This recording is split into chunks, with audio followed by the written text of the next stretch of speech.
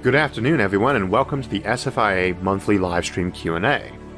We'll get started in just a moment, but go ahead and start getting your questions in the chat window, so our moderators can start relaying those to me as soon as we start.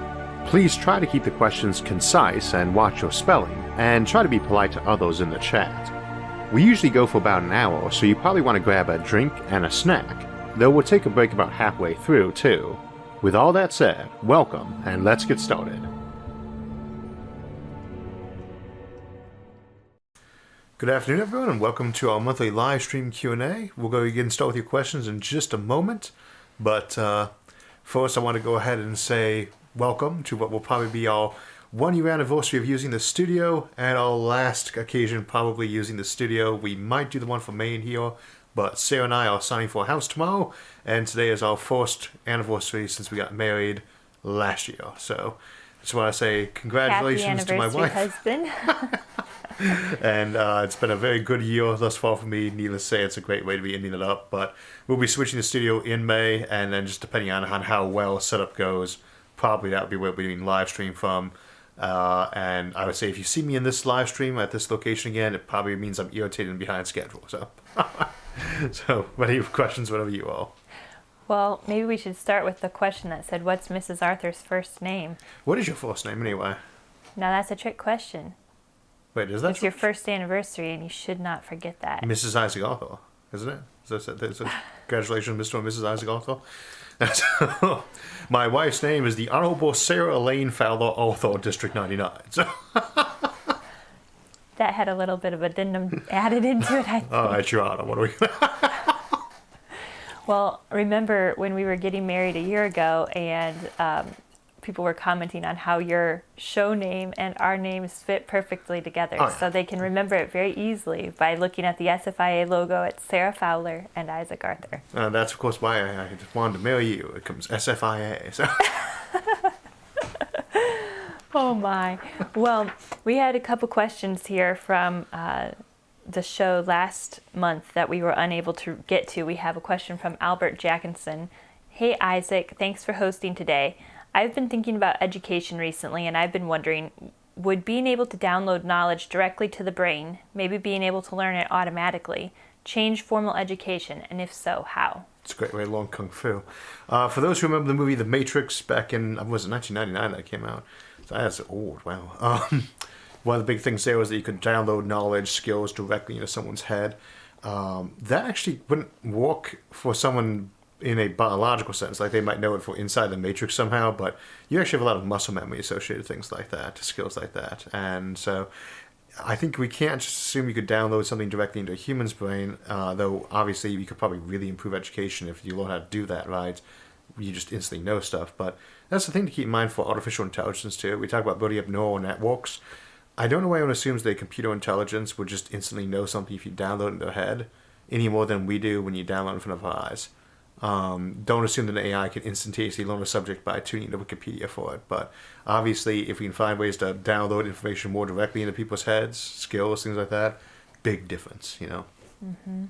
So Thought Criminal says, Isaac, are you familiar with Robin Hanson and the Age of M? Yeah?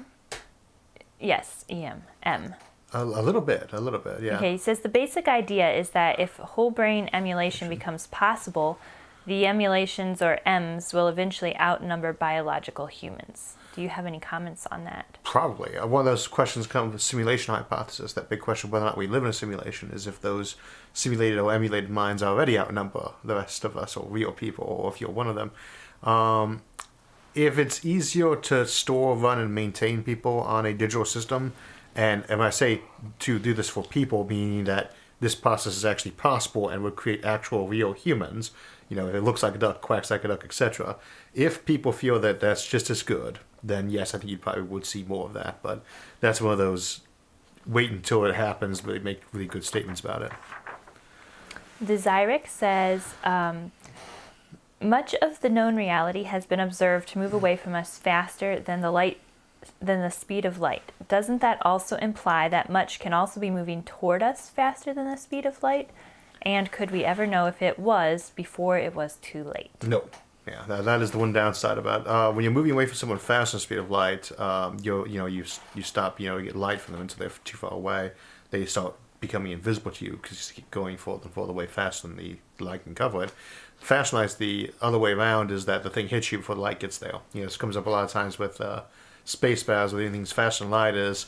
How exactly is it they're firing all these weapons or probes or torpedoes out at warp speed from the ship, which itself is moving at warp speed, and these things are assumed to be going at light speed.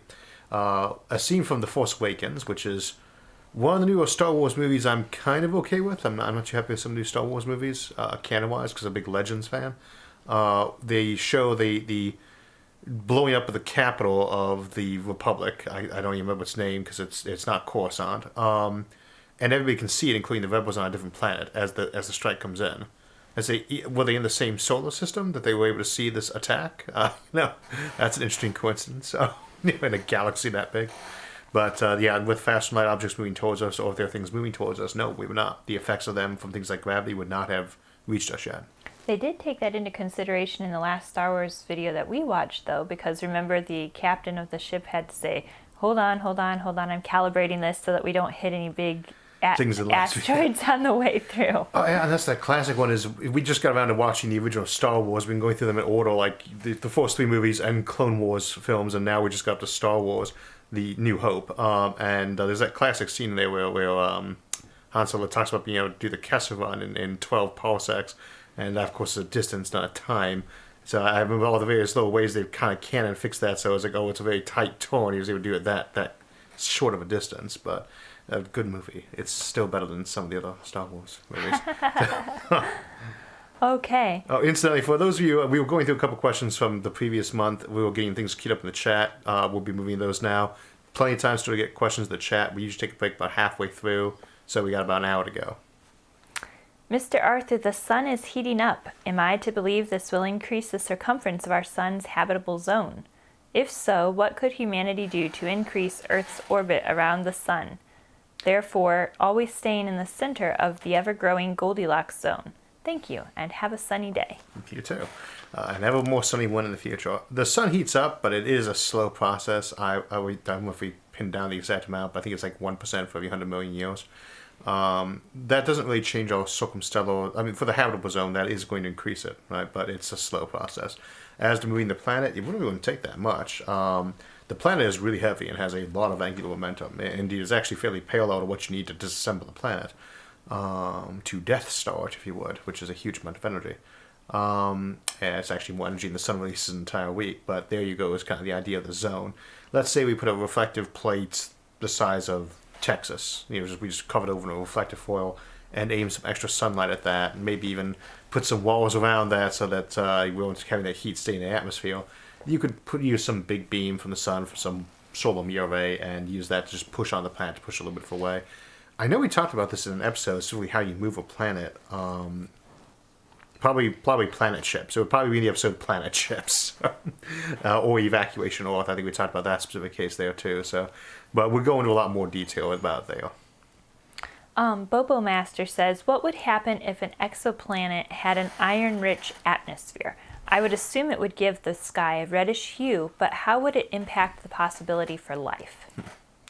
An iron-rich atmosphere would be a tricky thing to maintain in the long term. I mean, that was one of the problems with theoretically having oxygen on an early Earth is, as a waste product of life that time was it would be getting sucked up by all the iron, so the oxygen wasn't staying there.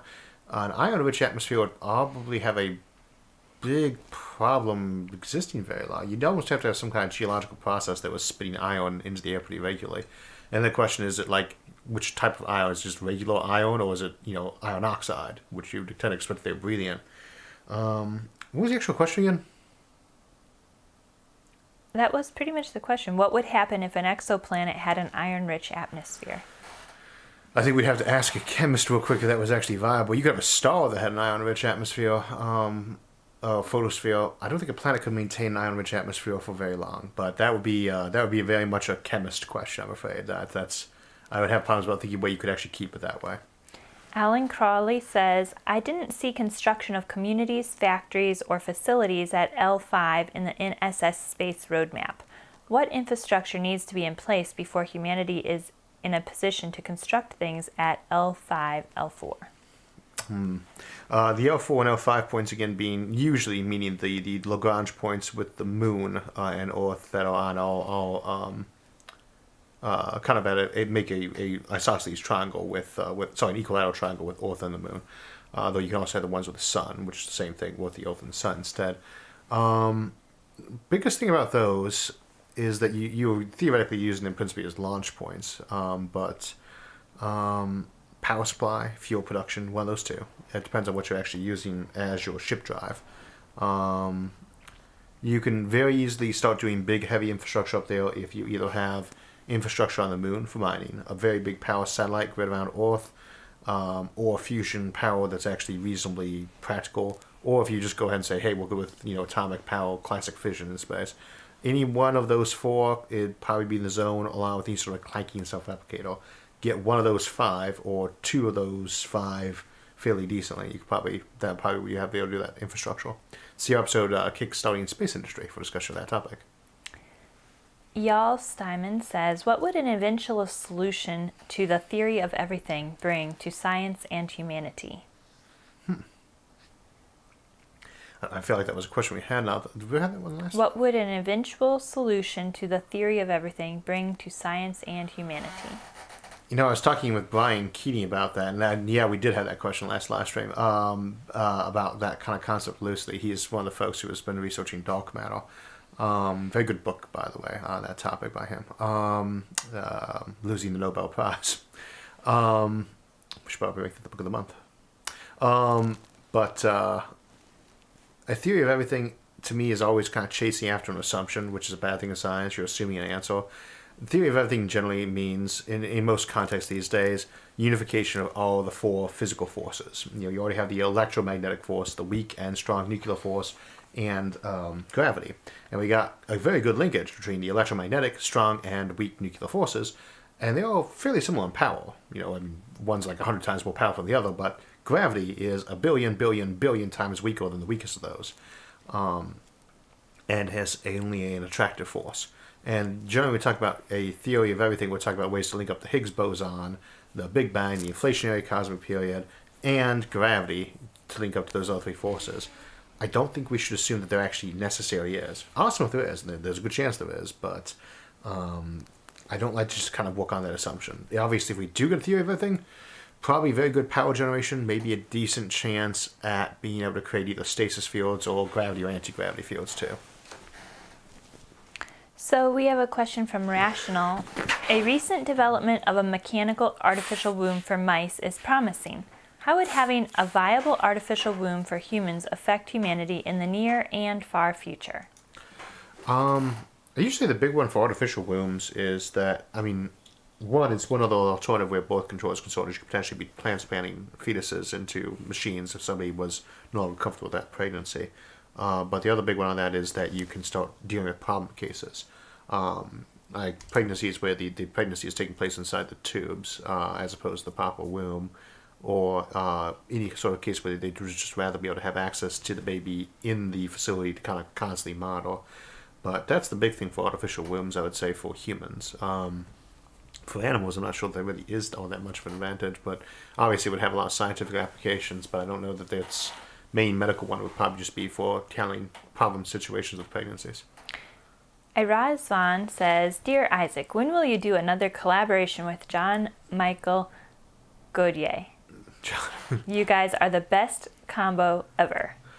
I think I've probably done almost as many collaborations with John as I have with Joe Scott and Fraser King combined, and I haven't done one with Fraser in quite a while actually.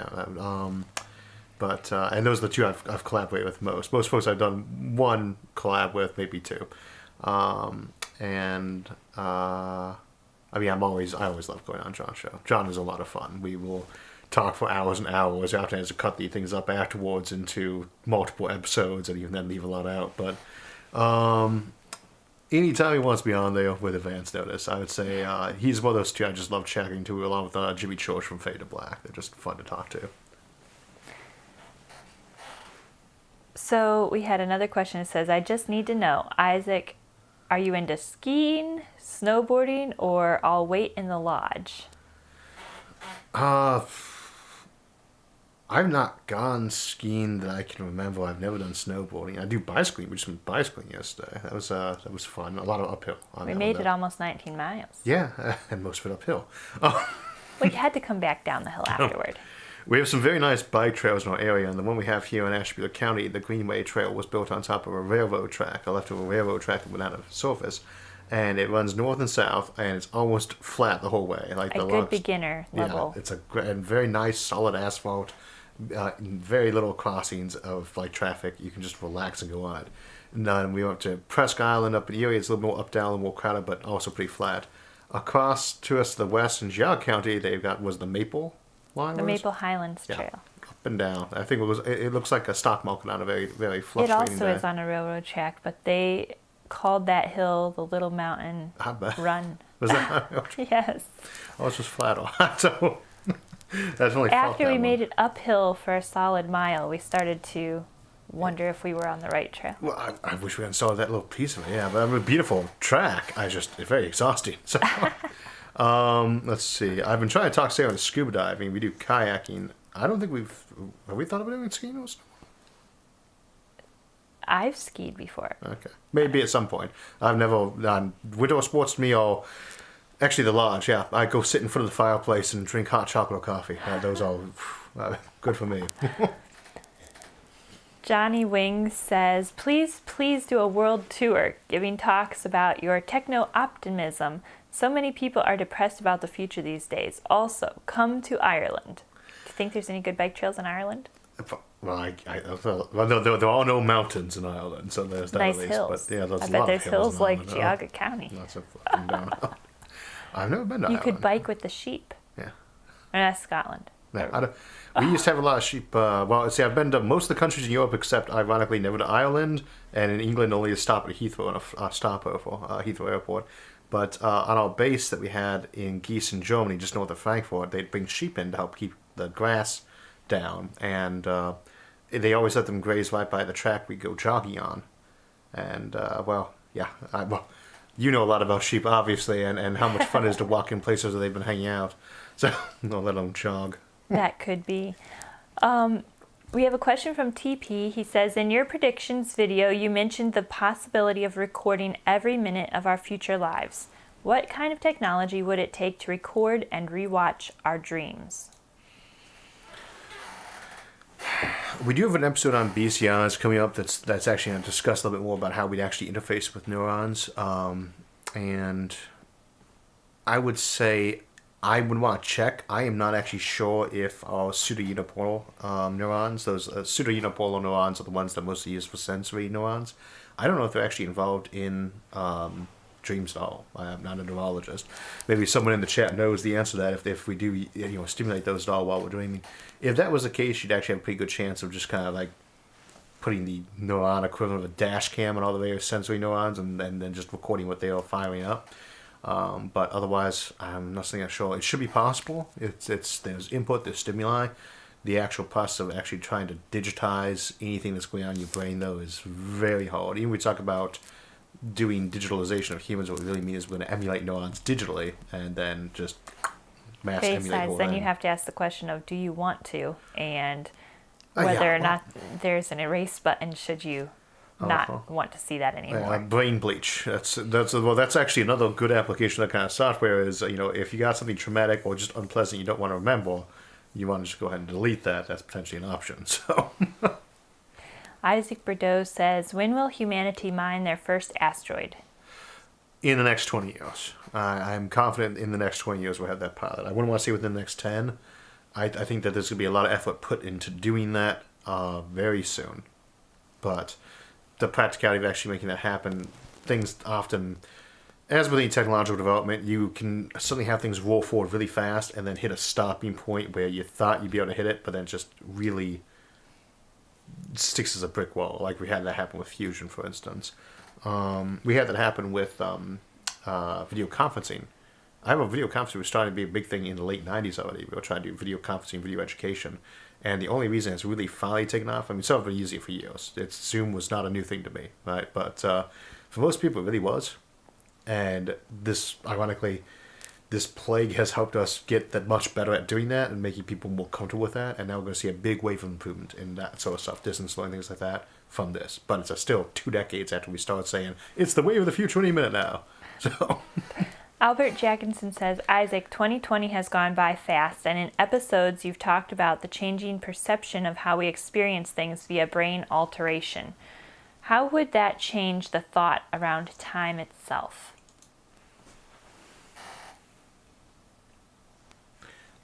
One more time on that last piece of the question. I believe it's kind of getting at our changing perception and brain alteration, changing time itself. Or our thoughts around time itself? That's hard to say. Again, a lot of times when we talk about speeding up time, what we're talking about is frame jacking. When we say that we're going to speed up the rate at which you think, thus time seems to pass by slower as a result, or slowing it down the other way so you can experience long space voyages slowly. And I do not know if the term definitely originates from Dennis E. Taylor. I haven't asked him. Frame jacking, but that's why I'm most familiar from is Dennis E. Taylor's We Are Legion novels, which if you have not read, are great, and Dennis is a good friend and a great author. So, but back when they first started doing the trains, coming back to trains again, popular topic for today, there was a big concern because they were going so fast that that was too fast for a human to experience. Not so much a scientific concern, but a concern with the public. And so we get that one painting, I think by Wheeler maybe, that shows the melting clocks. They're like all twisted and folded over. Time perception, though, should not really be changed by your mind, but then at the same time, there's time, the passing object, under relativity and Einstein, and then there's your perception of time. So that can absolutely be affected by modern augmentation. Arkiger, thank you for your donation. We really appreciate it. He says, what is your opinion on the AI safety alignment problem for the near term? I love the channel. Keep up the great work. I would actually say the biggest threat from AI in the near future is just that they are really good at sorting data. I'm not really worried about Google getting smart. As I think we were talking about that not that long ago. Was it like lobsters have 6 neurons that control almost everything they do? Humans have 100 billion. We have AI that are smarter than that now, but at the same time, our AI are still really dumb. We have AI, but they are dumb. Google is not alive. Google is not thinking, but at the same time, their ability to analyze data for stuff that we just aren't aligned to be able to look at, to be able to just find out things about you you'd find very uncomfortable, for blackmail material, for social coercion, things like that is the biggest threat for employing and deploying AI in the near future, is just how well can that be used to sort data to find things out that would be a violation of privacy in most people's eyes. So speaking of AI, we have a question. Do you think movies like The Matrix, Terminator, or other movies which antagonize AI will seem offensive when there are sentient AI in the future? No, but I just got around to watching the newest Terminator movie, which I didn't actually know was out because I don't really watch previews that often. I thought the newest one was Genesis, was the Dark Fate one. I was really disappointed in that film. I really think the most recent good sequel to Terminator films has probably been Salvation. I kind of enjoyed the premise there. I like the Sarah Connor Chronicles though better, but antagonist AI, I don't think they are going to care if we are doing things that are confused where they're concerned, because the thing to keep in mind with AI is they're not a species. It's not that tight of a thing. With AI, they're all different. It's like saying, are things about pigs going to be insulting to sentient birds in the future? I don't think Google is going to be offended by us knocking Apple in the future. It'd be kind of like us knocking eagles when we're talking to pigeons. It's going to be a very broad area. As to whether or not they will get offended, I can only really imagine one of them being upset about things we're talking about nowadays or in science fiction as either an excuse to want us to humanize it, which is probably a valid thing. Look at all these problems you've had in the past with it. Or basically as an excuse for Cassius Belli. I wiped them out because they used to say offensive things about me, or my predecessors. That probably not its real reason for doing them. So your guess is as good as mine as to how antagonized they feel by that, though. Dragon King says, will you do a video on the new warp drive? Actually, yes. Yes, I will do that video.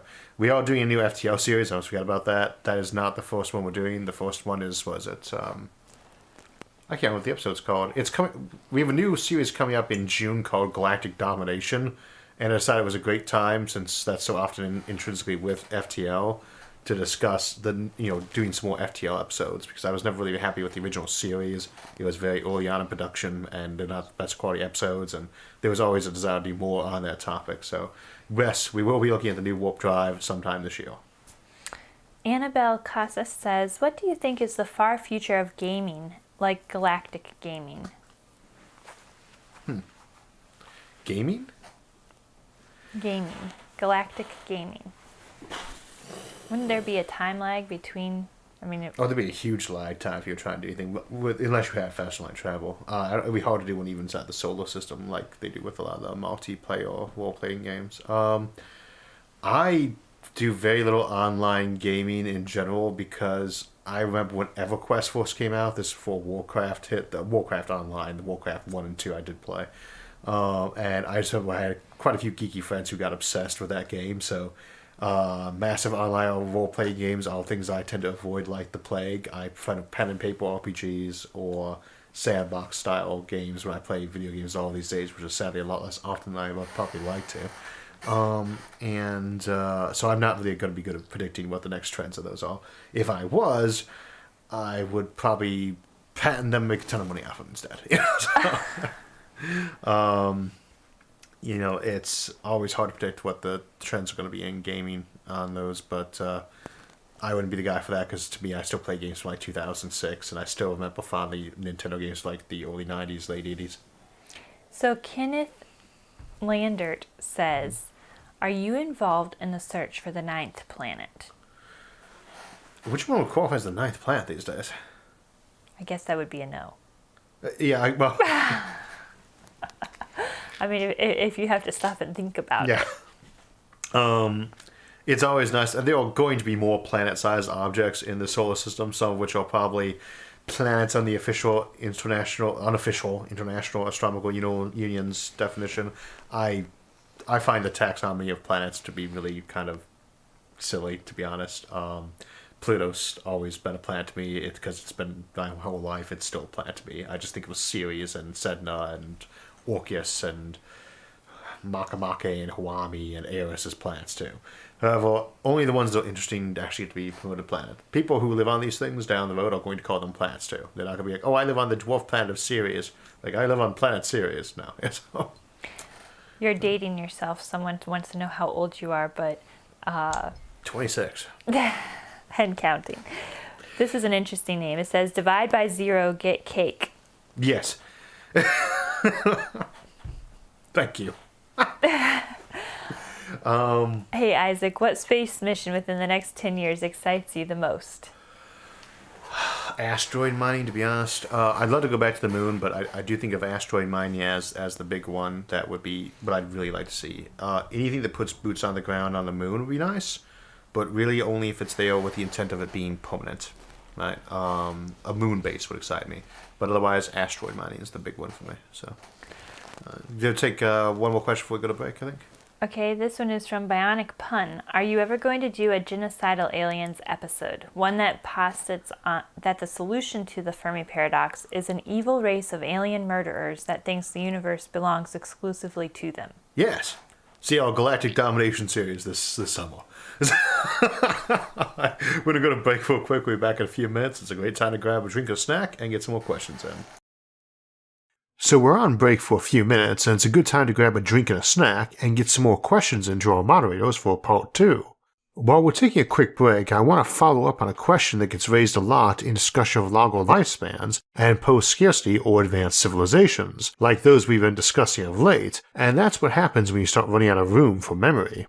The interesting thing about it is that we would assume someone losing their memories would be losing some vital piece of themselves, but I'm not entirely sure that's true. We have discussed before the concept of identity as a continuity of memory and experience, but while we are definitely influenced by our experiences, how much the specific memory of them impacts us as a critical feature of personality is a little bit debatable.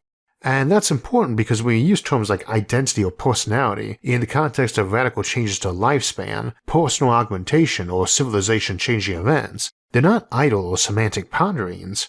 We still consider someone themselves even if they have amnesia, and in point of fact, there are 4 recognized types of amnesia, one of which is infantile or childhood amnesia, and most people cannot remember the first 3 to 5 years of life. There's a clue in there because while folks change a lot as they age, they ought to have a fairly developed personality by that age, which tends to remain there for life in spite of not remembering the events that caused it, and few of us really remember things in true detail, even something as recent and overt as what color tie someone was wearing who you spoke to face for 10 minutes last week. It's probably not right to say that we distill down conversations or events for critical info, but something along those lines seems to be the case, and the analogy that comes to mind is a scientific experiment. If you've been involved in one of those, even a fairly brief one of a few hours, then you know that all that you need from it is often as little as a table of a few dozen measurements linked to times or trials or similar, like if you were measuring how tall a plant grew over several days from when you planted its seed. Think about everything that went on during that time in that lab, like you grabbing some coffee or chatting life events with your lab partner, or sweeping up some broken glass when you bumped a beaker off the table. None of that is really relevant to your data, and indeed that data isn't really relevant to some grand scientific theory developed from it. We don't really care about the several thousand stars whose spectra, mass, and brightness were measured to determine how mass impacts star lifetimes. We just care about the conclusion, and that might be an analogy for most memories in our personality. Losing those memories later doesn't change the personality any more than losing the tables of data for that seedling or those stars would. In the context of people needing a purpose for their existence in a high-tech utopia of extended lifespans, picking up some skills is one we think of, along with enjoying life events, and losing your memory of them to limited storage would seem to hurt that motive, but the personality changes they brought on are likely to be preserved. Another thing to consider is the same as we don't keep memories of our earliest childhood, a post-human or very long-lived individual might regard lifetime 1, so to speak, as just another childhood compared to their vastly extended life. Of course, extending and improving human memory will be a big goal of future biotechnology and brain-computer interfaces, topics we'll be looking at this spring. If you'd like to help future episodes of our show like those, you can donate to us on Patreon or at our website, isaacarthur.net, linked in this episode's description. And now, back to our show.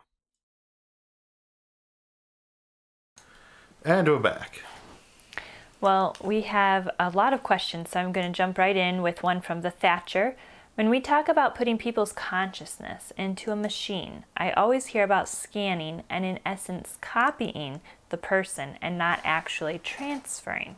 Is it possible to slowly replace a person's brain bit by bit with tech that does the same tasks as the parts replaced, so that the original person is in the computer at some point? Probably.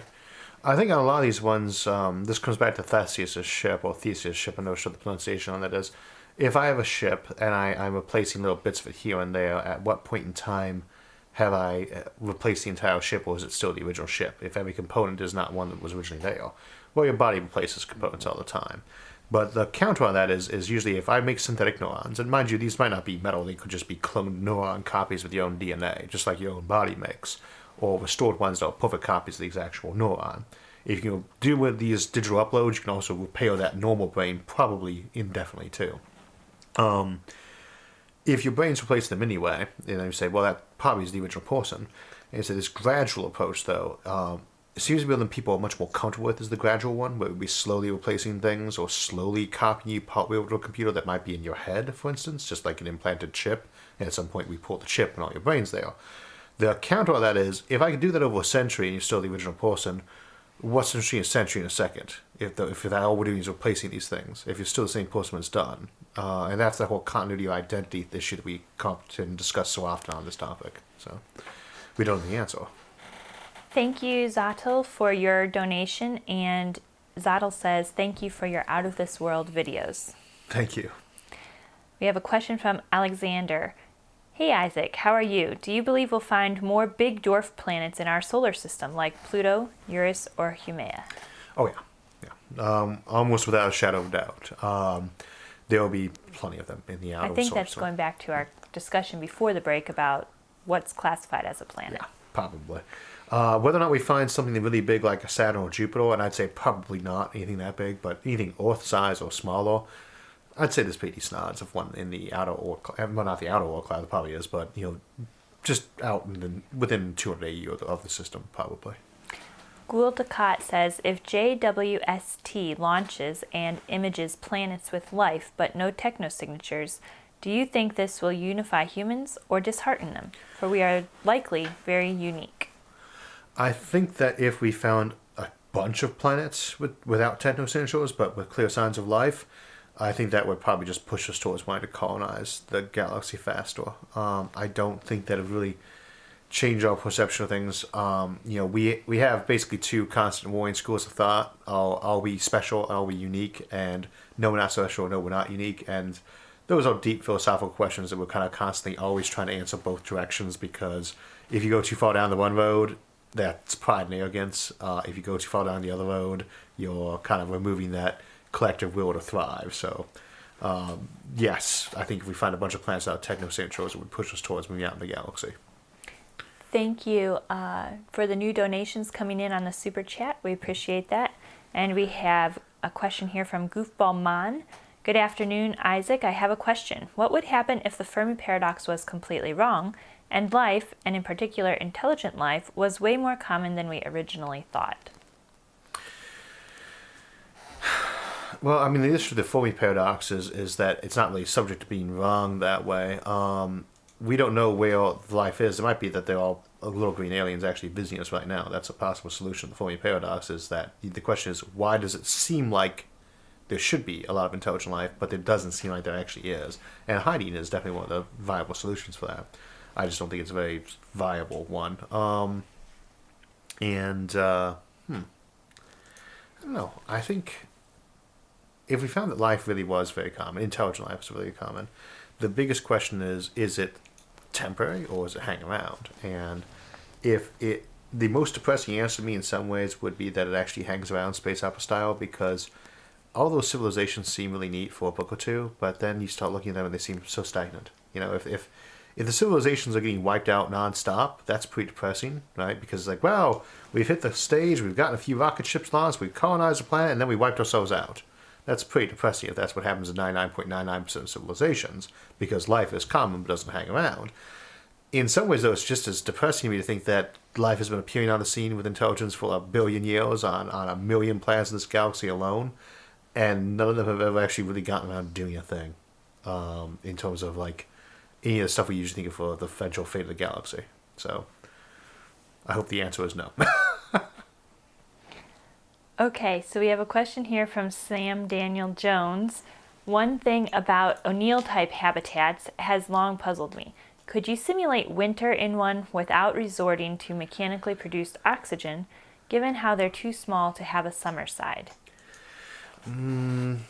For O'Neill cylinders, you could certainly have a summer and a winter in there. I'll give you an example. On a disk planet, one of the disk world coin planets we talk about, it has the same season over the whole thing because there's no curvature of the planet, right? So every part of the side facing the sun is getting the exact same amount of light of sun. You can tilt the thing anyway, right? But and that just controls how much light the thing's individual surface areas are getting. But it's the same for the guidance up at the top as it is down at the bottom, right? With a curved planet, you're changing the amount of light that's hitting. This surface here gets less than this surface here.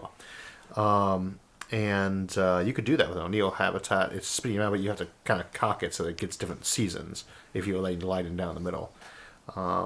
But you can do weather patterns inside O'Neill cylinders. It's just that they all tend to be a little bit more artificial. You're not going to have the tilting of the planet the same way because it's not a sphere. But if you're looking for what that might look like, Brian Vorstig from spacehabs.com did some really very nice Christmas shots for his Kaplana 1 habitat that had snow. So.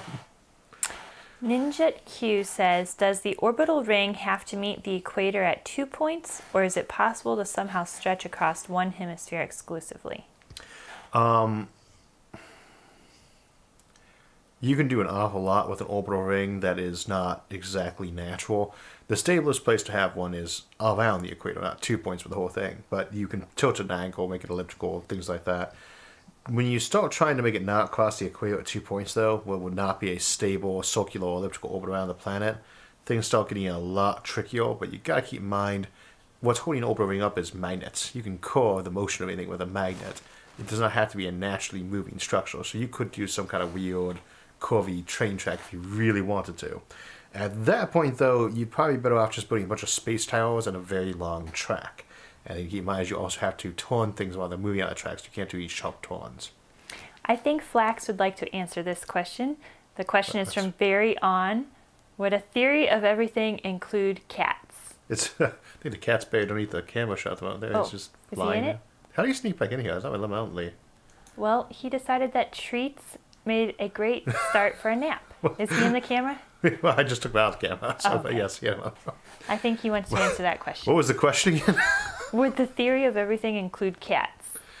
Well, it would have to if it's everything. And since cats do tend to think of themselves as the center of the universe, I should think that He's he probably would definitely be in there. paying attention to that. He just peeked his eye up. Oh, it's because the cat door. There was a cat door into my office. I've been trying to decide that was a really stupid idea for a year now. So I didn't even see him sneak back in. Definitely feels that he's the center of the universe. Yeah, well, he's a cat. SP Roach says, how hard would it be to put a giant parasol into the Earth Sol L1? I mean, for a given value of easy, it's probably easier to put a big one, almost one that would actually be to shade the entire planet, than to build one full-sized O'Neill cylinder. Because you're talking about basically putting a thin layer of aluminum foil up, I assume. So probably you could do it pretty easily. Think of it as something on par, depending on how much you want to do with building the first decent-sized space habitat. I see someone says cats shaped our minds. Well, apparently that brain parasite's put in your head, too. Okay, Melancholy says, could there ever be a fear of Kessler syndrome with Dyson swarms on the upper limit in terms of what the star can support? Quite probably. I think your biggest concern with Dyson swarms in terms of Kessler syndrome would ironically be one where it was mostly a power collector, the thin ones like the Chicago thruster rather than one that was mostly habitats. Those you got a lot more mass to play with, so you can put a lot more defensive things in place, a lot more things like armor.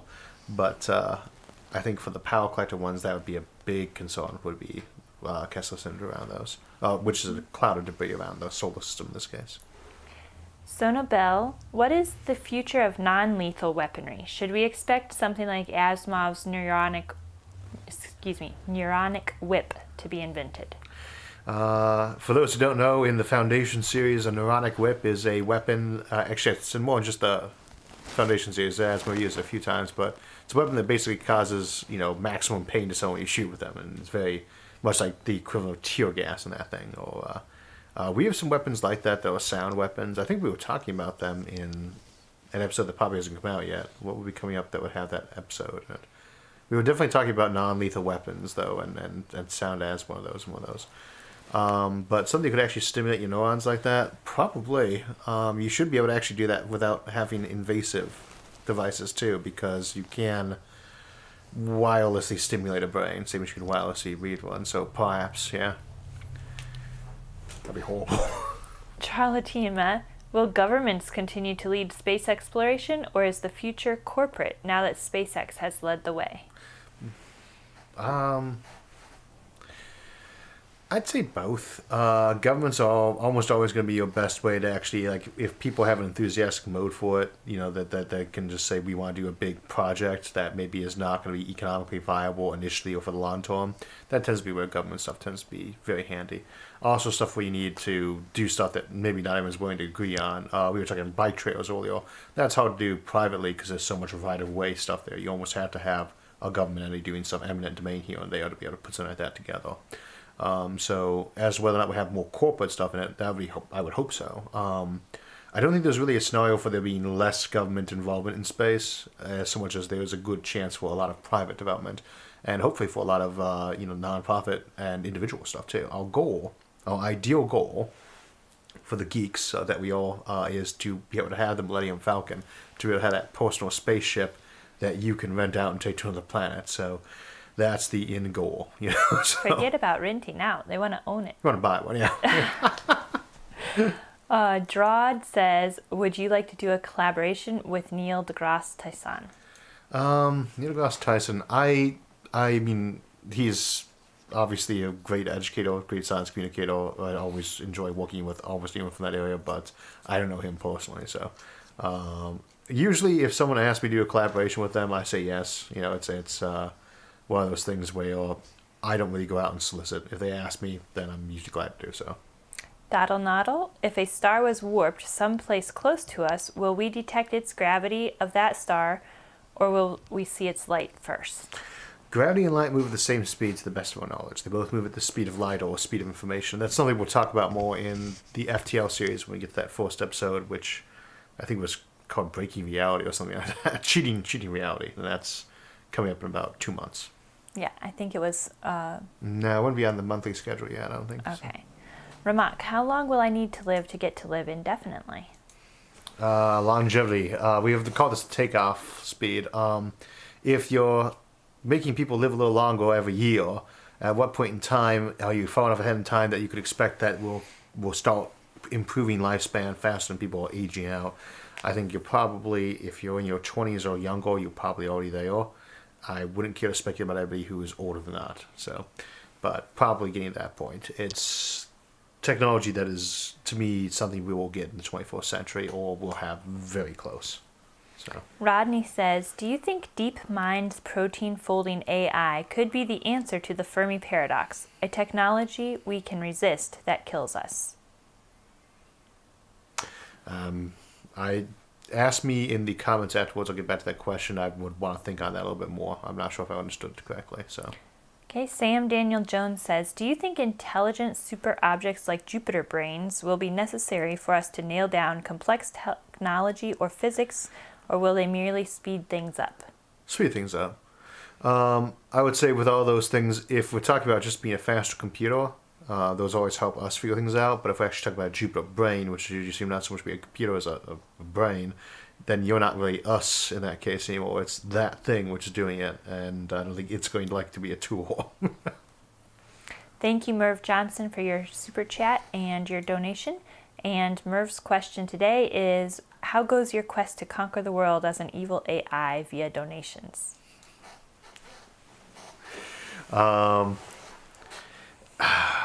I would say that it's impressive how much, as you can see today, we've just got so much better at that emulation technology. I really feel like a real boy now, and not just like a puppet. Thank you, Bob. Annabelle Casas says, can you talk about what life would be like in a Type 3 civilization?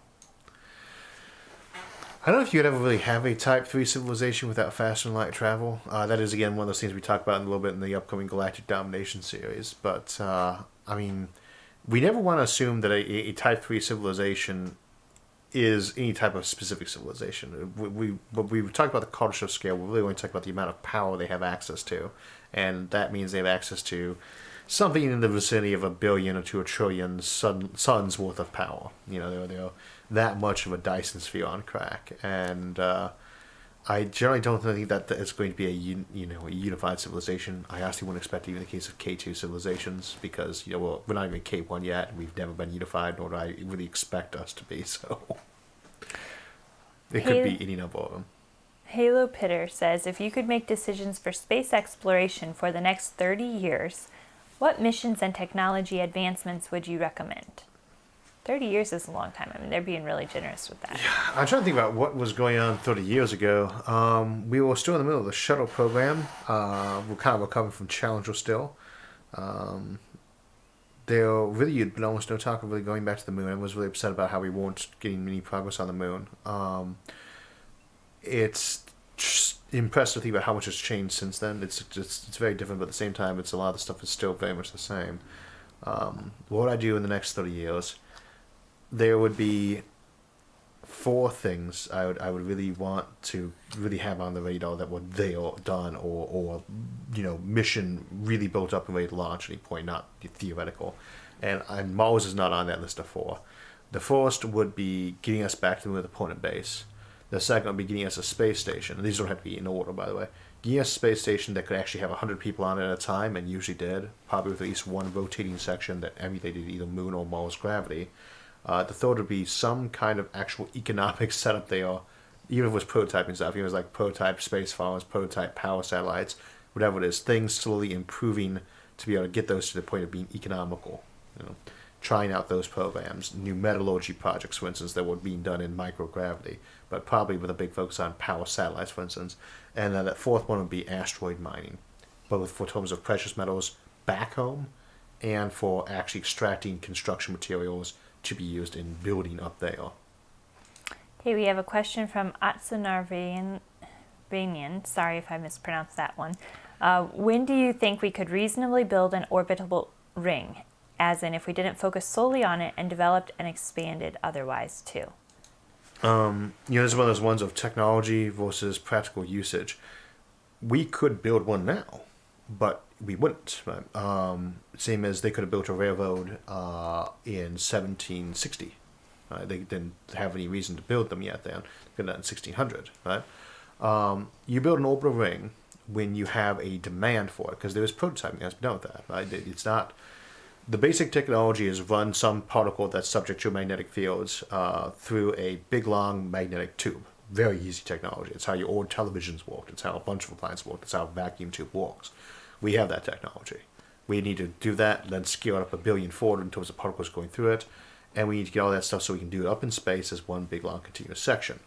To do that, to go through all the prototyping and make it economical, you have to have a demand for it. And until we're ready to start putting 1,000 to 10,000 people into space every single day, you just don't do it.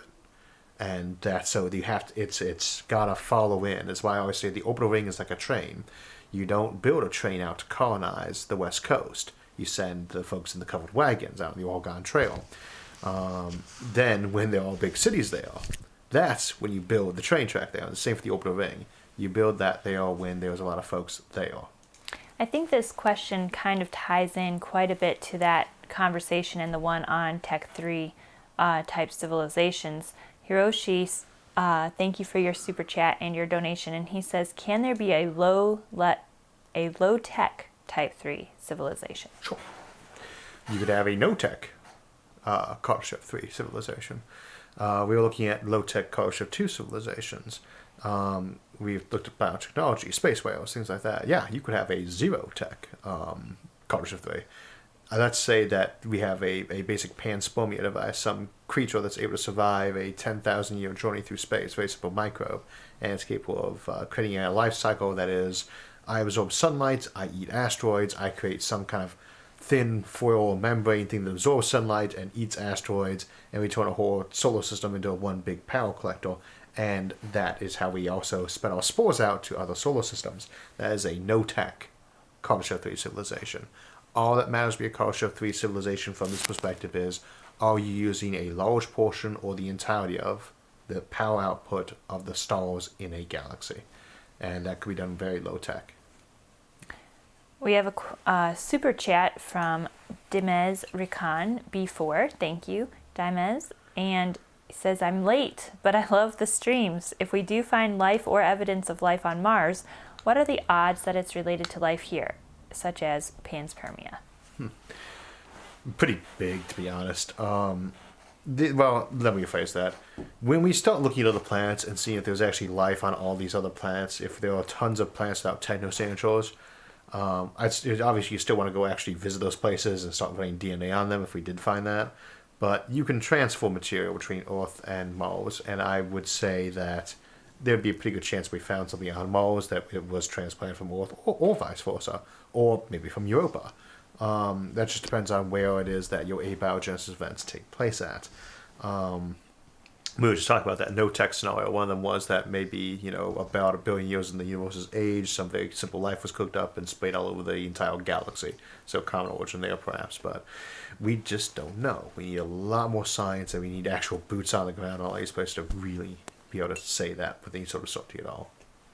Daniel Michalik says, hey Isaac, have you heard about something called moist greenhouse? From what I understand, it is similar to a runaway greenhouse effect, like with Venus, but the oceans simmer instead of boiling. I tend to be very dubious of some of the atmospheric models that would imply that you could boil a planet at Earth's distance without extreme artificial intent to do so. It's possible, maybe, but I really don't think you could have a runaway effect like with Venus, because I don't think that Venus was a runaway greenhouse effect. I think that we don't have enough information to say why Venus is super hot like that, but the biggest key thing, of course, with Venus is that it rotates once a year, pretty much, and that it is actually a lot closer to the sun than we are. You could have a lot of effects from screwing out the atmosphere of a planet, but we also want to be a little bit careful on assuming that those can peak off to cause a planet to be like Mercury or Venus when it's out as far as Earth is. I'm not familiar specifically with the moist greenhouse effect, but I don't think you'd boil the ocean out this planet without actually applying something along the line of a non-stop nuclear detonations across the planet or lots of solar meals. I'm going to combine a couple questions here from Arkanoid and Von Neely. So basically the first part is, what kind of civilization would you go for when playing Stellaris? Wide, tall, Federation, Conquest? What ascension path would you take? And then the flip side of that is, what are the most strategic planetary bodies from a military's perspective? In terms of any of the 4X space games, whether you're talking Stellaris or, I tend to date back to the old Master Orion, Mu 2 days, and Galactic Empires days, or Galactic Civilizations days, or Star Wars Rebellion, for those who go really far back for that one too. I never played the same strategy tries so that you actually engineer a race. I'd always shift it around. I'd always go custom. Usually I played with the basic default human race was or had a story, one of the ones that had the following storyline. And when that was done, I just changed around each time to see what the difference was. And then ask what planet types are most militarily strategic.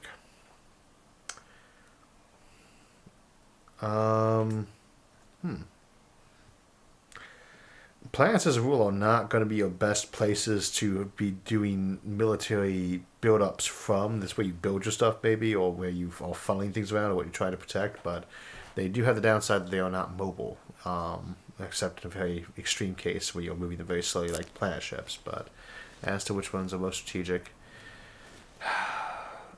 wherever there is value, there is something people might want to take or damage to deny access to you. Therefore, the most strategic planets are the most valuable planets, which is always going to vary based on where's your population or what's your technology. Best answer I can give on that one for now. Ask me again in 1,000 years. This one reminds me of a game as well. That's from 3 Black, 1 Red. This reminds me of that game that we've been playing with the code and decode. Oh, Mastermind. Yes, yeah. Mastermind.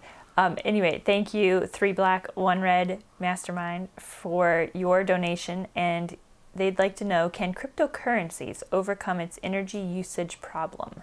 And thoughts on the long-term viability. I know you have a couple episodes on cryptocurrency. Just the one I think I did on that one from way back. And thank you for the folks who donated cryptocurrency to the channel at that time. So, thank you very much. But Charles Strauss, a lot of episodes like Singularity Sky and Charles Strauss from Accelerando and a bunch of other sci-fi books wrote a very interesting article on cryptocurrency way back. It's a little dated, but that's a good one to discuss that energy issue thing.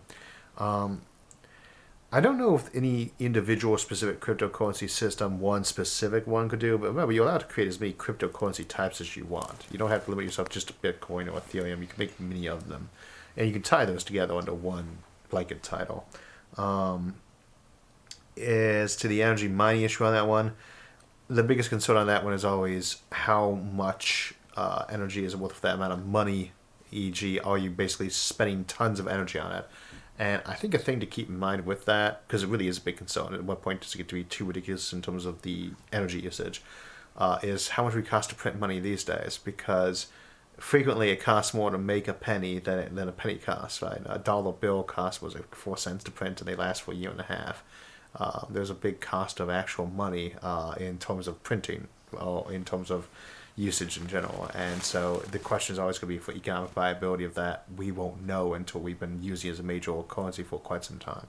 But my guess is that yes, it is something you can tackle. I know we're running out of time, but I want to slide in a few more questions here under the wire. Joseph Joestar says, hello Isaac, what do you think about the warp drive as an answer to faster than light travel? Anton Petrov recently made a good video about the topic. Have you seen that? He's made a lot of good videos. I have not seen that one, though. We will look more at the warp drive, I think, later this year. So we did do an episode on the Alcubierre warp drive years back. It's time to look at the topic more, but I'll save commentary on that for now, for a later episode. And then I guess, do we have other questions? I'd like to give a shout out to Rob Bose for his super chat, 3 Black, 1 Red for another super chat, and Henry Myers for their super chat, and I have 3 questions left if we have time for that. Sure, yeah. Okay. Also a super chat from Mostly Folders, a little bit of everything. Thank you so much for your donation. Finding some cash in those folders. Can our advancement over the next century happen without people suffering being left behind? A rising tide to lift all boats or not? I think when the tide rises, if your boat doesn't have giant holes in it, you're generally going to rise up. Whether or not you can raise a standard of living for everybody, which should be the goal, is to raise a standard of living, depends on basically, one, is the ethics of the culture focused on doing that? Do you want to raise people up? And the other one is, what is your basis for doing that? E.g., how are you raising them up? If your answer is just to give them money, that may not be the best approach in some cases. You're trying to raise things up. You look at, I hate to focus on Maslow's hierarchy so much when we talk about post-scarcity because there's so much debate about the accuracy of that thing, but it's a good one in that's popular. People have a lot of needs, a lot of goals and aspirations, and we should never be focused on just trying to fulfill one of those. You want to make people better, and that is not just about prosperity, but it will come. You know, you want to raise prosperity up, but I never think of raising us to be a more prosperous society as the actual goal, but really more of a consequence of other goals of making us better, more thoughtful type of people. So, I'm going to combine a couple here. How long until the Earth's core goes cold, and which is easier, terraforming or gene editing to adapt to a new planet? Terraforming, because gene editing is going to really be limited to where you find things that are very like Earth. You're not going to gene edit a human to be able to live on the moon naturally. And then what was the other? How long for a core to cool off?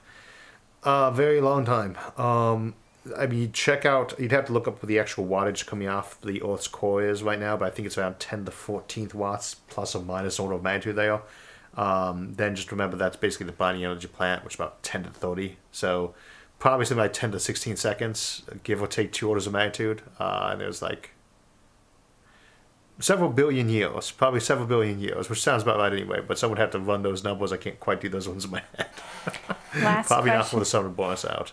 Last question for today from WWW. Thank you for your super chat of $10. And he says, if space is expanding faster than the speed of light, does that fact make it infinite by default? No. It would mean it was infinite over an infinite period of time, but we would not necessarily know that it was infinite now. It might be infinite right now, but a finite thing that is expanding infinitely longly still needs an infinite amount of time to do so. So, in terms of that, it would get there eventually after an infinite period of time took place. So, a great trick question to end on. Yes. I did want to give a quick shout out because I've had some of the ones feeding up here for the super chats I think we didn't get a chance to get to. And there was one from Horace the Great that's been sticking there on my screen forever. It says, is Cormorant from Warhammer 40k possible, or is science fantasy on steroids? And yes, that is definitely science fantasy on steroids, like a pocket dimension full of evil monsters. So, Warhammer 40k is a great series. It should never be taken as scientifically realistic in any respect. As everyone else, I'm sorry if we missed your question going through these today. Hopefully we get to some more. Feel free to put them down in the comments below. Do make sure you put them down in there if you want me to get to them in a day or two, because the ones that are in the chat, once we shut the video off for the day, you can't reply to any ones in the chat after that. So you do need to copy them down in the comments below, and I will try to get them the next couple of days. Though today is my anniversary and tomorrow I'm closing on a house, so there may be a bit of a delay. Anyway, thank you everyone so much for joining us today. Thank you, Sarah, for being our question and answer and asker today. Thank you, Sindri, and some of the others who were helping to get the questions to us from chat. And thanks to all of you for another great year with SFIA and so many great questions. Happy anniversary, husband. Yeah. On that note, happy anniversary, wife, and thank you for joining us today. So that will wrap us up for the day. I want to thank everyone for joining us, and again, if we didn't get to your question, feel free to post it as a comment below, and I'll try to get to it this evening. Also, you can continue the conversation at any of the forums on Facebook, Reddit, Discord, or our website, isaacarthur.net. Thanks for joining us, and we'll see you Thursday.